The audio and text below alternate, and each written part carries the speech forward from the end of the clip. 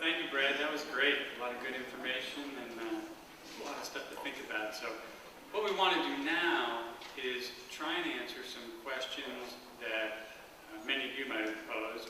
We got quite a number of them. We tried to pick ones that we thought would be ones that all of you might ask, or at least you might be interested in our attempt at the answer. So and we're just going to kind of divvy them up among Foster Motley folks. First, Mark, I'm going to ask you to try and tackle. Mark Motley, one of the portfolio managers.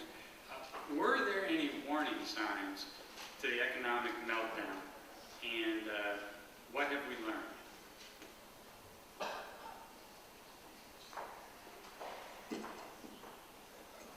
First, let me say thank you to each of you for coming out tonight, and thanks for Brad, and thanks to Brad, and also to Schwab generally, and to William for making that available. And for those that are guests coming, I think you're very welcome, and we appreciate you being here as well and your interest. This is not a question that you have at the moment, but it will be by the end, and I'll address that, and that is that no, we are not embarrassed to have Dave actually handle an actual substantive question. It just worked out this way to work that out. A couple parts to this question, and Alan, thanks that we sort of had the same thing. I don't see you, but I know you're here. Thanks. So I had the same thing last year, and I attempted to answer it, probably unsatisfactorily. So we have it again. But were there warning signs?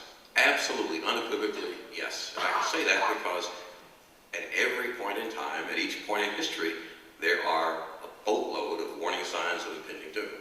The problem, of course, is that the vast majority of these turn out to be, as I say, false positives. It doesn't turn into anything.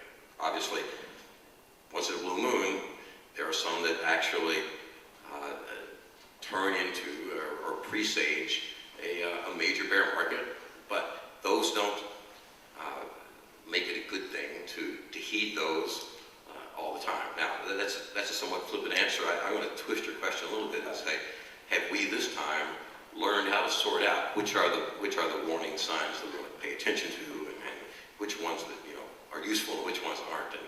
And unfortunately, it doesn't work that way. There are lots of them out there. Brad mentioned the yield curve. Yield curve is as good a signal as there is out there, but you can look at a lot of points in history where it gave exactly the wrong signals, and so unfortunately, no to that aspect of the question. Anyway, shifting to things that we really have learned. With respect to bonds, the recent period was in fact a paradigm shifter in this regard.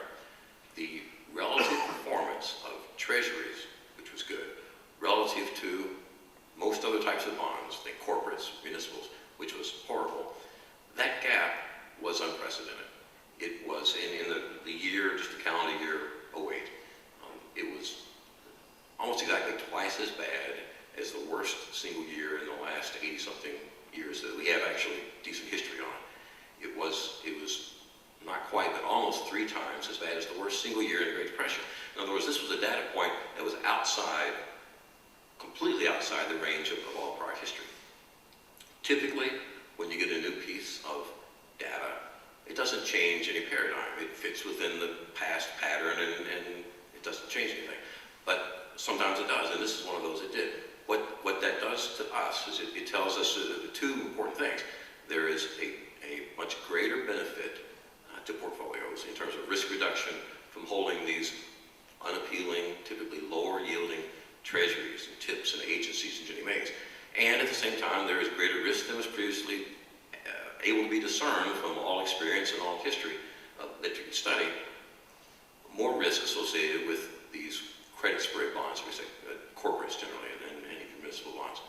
And so we take that new information, it literally is new, and it factors through the process, and we have a change outlook in terms of how we structure bond portfolios. We have a little bit implemented that, but primarily we have not largely implemented that. It was a judgment call to go slowly with that, and it's been a greatly beneficial choice, because that the delay has been very good for portfolios. But we are rapidly approaching the point where we'll be more and more implementing that, and there'll be shifts in that regard. On a smaller scale, we've made some minor adjustments to our quantitative model in terms of tuning up the weight that financial strength plays. We've changed the tools we've used.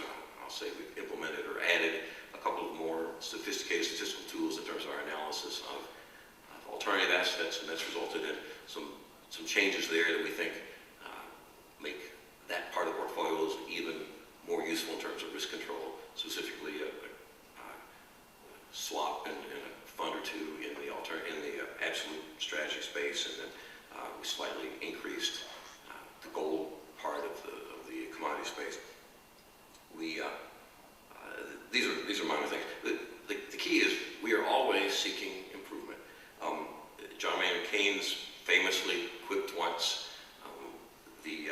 when the facts change, I change my mind. What do you do, sir? But clearly there was a fact change that was very easily discernible with eyes open just recently, and that's going to impact our process.